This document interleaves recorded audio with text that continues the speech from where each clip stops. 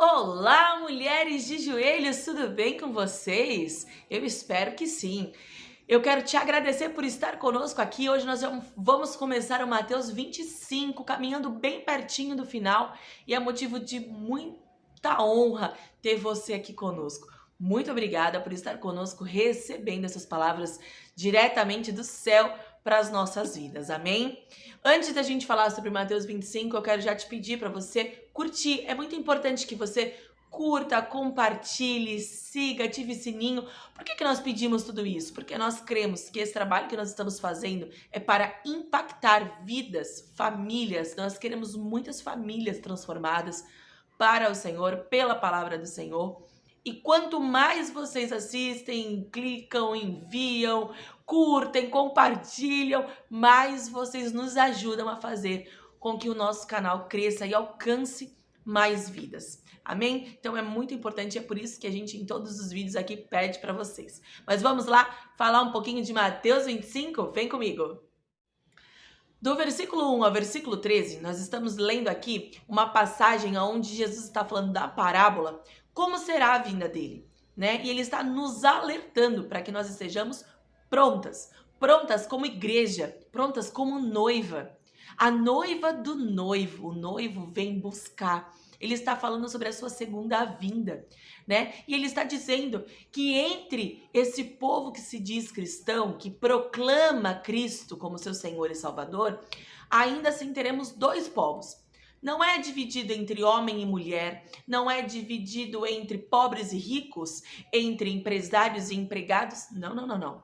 Ele está falando de uma separação por preparação. Aquelas que estão preparadas, que são as prudentes, e as que não estão preparadas. As noivas que não estão preparadas, as virgens que não estão preparadas, que são chamadas aqui, então, de imprudentes, né? Então, algumas traduções vão chamar de nécias, mas o que é que faz dessas pessoas estarem preparadas ou não? Não é estar sendo igreja, não é estar sendo a que cumpre pregações, a que cumpre agendas, não é aquela que está o tempo todo trabalhando, não. Aqui está falando de Espírito Santo de Deus. Quando nós vemos nesta parábola, ele dizer que 5 delas estavam preparadas quando o noivo chegou, elas tinham azeite, as outras 5 não tinham, e elas pediam, me dá um pouquinho do seu azeite, porque eu não tenho azeite aqui, me dá um pouquinho. Quando isso acontece, elas dizem, não, vai comprar o azeite de vocês, porque senão eu não tenho para dividir. Nós aprendemos que o Espírito Santo de Deus não é dividido. Eu não posso dividir a porção de Espírito Santo de Deus que eu tenho comigo para outra pessoa que não tem. Cada um deve buscar o Espírito Santo dentro de si. Deve buscar o óleo, o azeite dentro de si. E hoje, se o Senhor volta para buscar a sua igreja, será que ele ia encontrar a nossa candeia cheia de azeite, cheia do Espírito Santo, cheia de Deus dentro de nós, desse Espírito do Senhor dentro de nós? Ou será que ele encontraria a nossa candeia sem azeite, sem unção? A partir do versículo 14 aqui, até o versículo 13, ele está falando sobre a parábola de talentos. E quando ele fala de talentos, ele não está falando de talentos como nós conhecemos como dons, enfim. Ele está falando de talentos, dinheiro, né? Naquela época era se chamado talentos. E quando a gente vai lendo aqui, né? Vamos ler juntos. E também será como um homem, ele está continuando após a parábola das virgens, ele está dizendo sobre o reino também. Só que na parábola das virgens, ele está dizendo sobre preparação, como nós nos preparamos para a vinda do noivo. E quando nós vamos ler na parábola dos talentos, ele está falando sobre diligência, né? Então, será como o homem que ao sair de viagem chamou os seus servos, e aqui ele está falando sobre Deus, e confiou-lhe os seus bens. A um deu 5 talentos, a outro deu 2 e ao outro deu 1. A cada um de acordo com a sua capacidade. Deus, ele não divide aquilo que ele tem para nós cuidarmos. Os nossos propósitos, por exemplo, são os bens do Senhor que ele deu para nós cuidarmos. Nós temos aqui o propósito de cuidar da vida de mulheres. Por quê? Porque o Senhor entende que ele já nos capacitou. Ele sabe que nós temos capacidade para isso.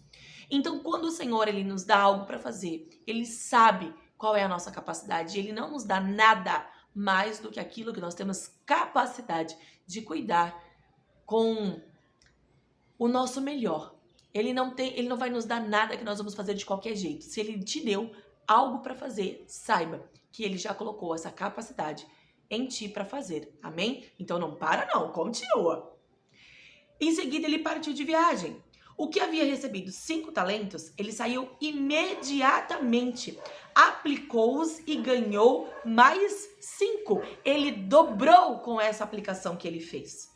Também o que tinha 2 talentos também ganhou mais 2, também duplicou.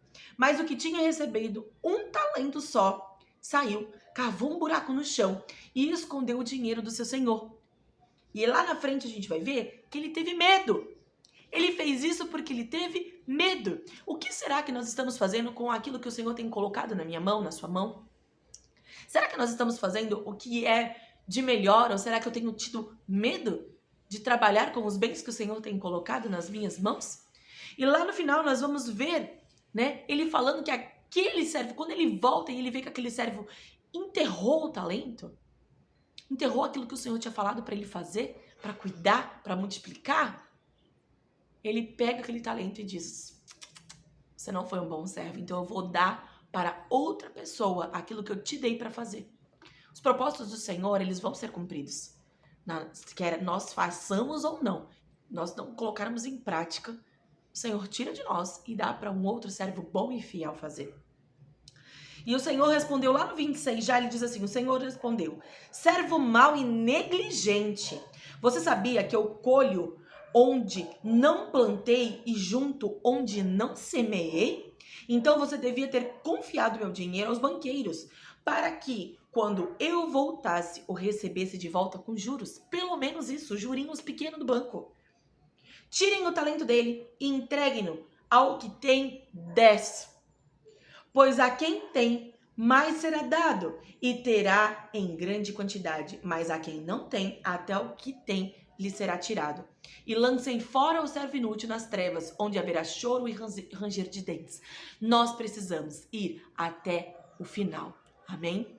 Nós não podemos parar com aquilo que o Senhor tem para nós. A partir do verso 31 até o verso 46, ele continua falando sobre este mundo vindouro, como será. E ele está falando sobre o julgamento, como acontecerá. Ele está fazendo aqui alusão como ovelhas e bodes. Ele separará as ovelhas, o seu povo, e os bodes, aquele que ele vai dizer, eu não te conheço. Para as ovelhas ele vai dizer, sejam bem-vindos, benditos do meu Pai. Gente, que coisa maravilhosa. E aqui diz assim, então o rei dirá aos que estiverem à sua direita, versículo 34, venham benditos de meu Pai, recebam como herança o reino que foi preparado para vocês desde a criação do mundo. Imagina essa cena, que coisa linda. Enquanto ele fala isso, vai abrindo aquele portal, aquele portão lindo e maravilhoso, todo de ouro, cheio de pedras maravilhosas. E aí a gente vai ver o reino que nos foi preparado como herança. O maravilhoso da Bíblia é entrar dentro dessa cena e imaginar como isso tudo vai acontecer. Eu quero estar do lado direito, no lado das ovelhas. Né? E ele vai continuar dizendo aqui para nós que nós entraremos neste reino, porque quando ele teve fome, demos de comer. Quando ele teve sede, demos de beber. Quando ele foi estrangeiro, ele foi acolhido. Quando ele necessitou de roupa, nós os vestimos.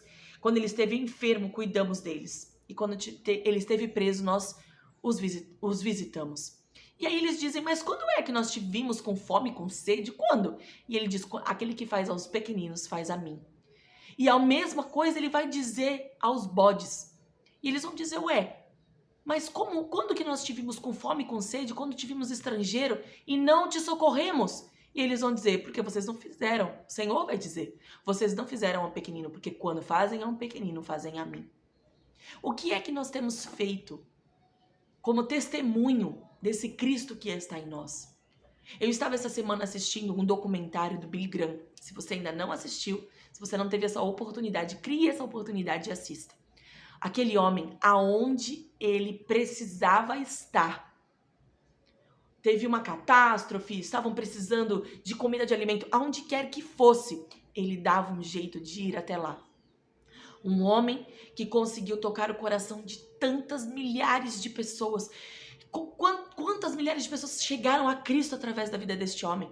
Um homem que conseguiu tocar o coração de vários presidentes dos Estados Unidos. Ele podia se sentir o máximo e não ter que sair da casa dele, do conforto dele, para ir no meio de terremotos, de coisas tão trágicas que aconteceram, e ir lá ajudar com a própria mão. Mas esse homem, ele fazia, sabe por quê? Era o testemunho daquilo que ele tinha dentro dele. Ele dizia, se Cristo estivesse aqui, ele iria até lá ajudar. E eu, como cristão, preciso fazer o mesmo.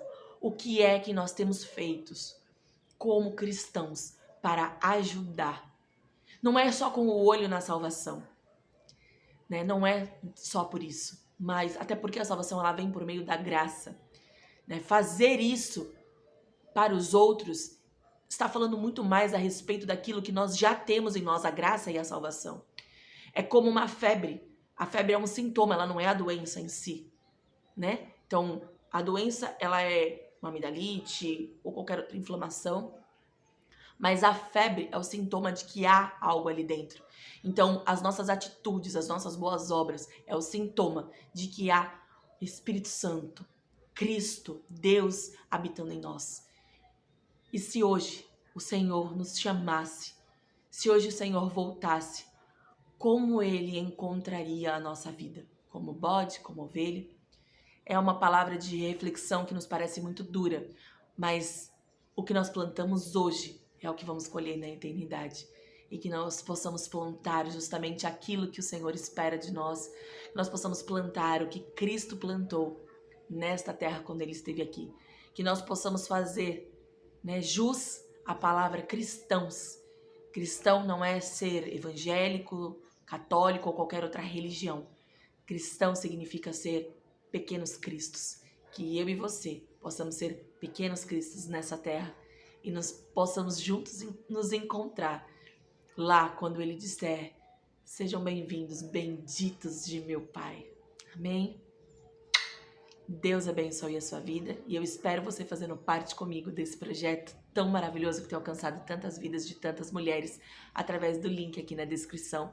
Você entra num grupo para participar conosco e receber todos os dias uma palavra e uma oração para o seu coração. Deus abençoe a sua vida e até o dia 28 que eu tô de volta.